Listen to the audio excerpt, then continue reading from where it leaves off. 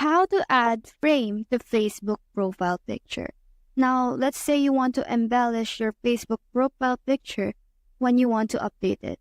All you have to do is to go to your profile account right here and then tap on your profile right there. Now, you'll be able to see an option that says see profile picture or choose a profile picture. All you have to do is to tap on choose a profile picture right here and select a profile picture that you want to use. Let's say this one.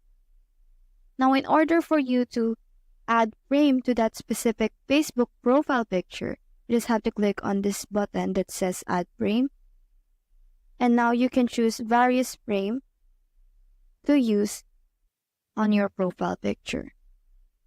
You can add like something like this or this one, pretty much whatever you choose, right there or there. Now, once you're done, all you have to do is to tap on save right here and hit on OK right there. So that's how to add frame to Facebook profile picture. Hope we help.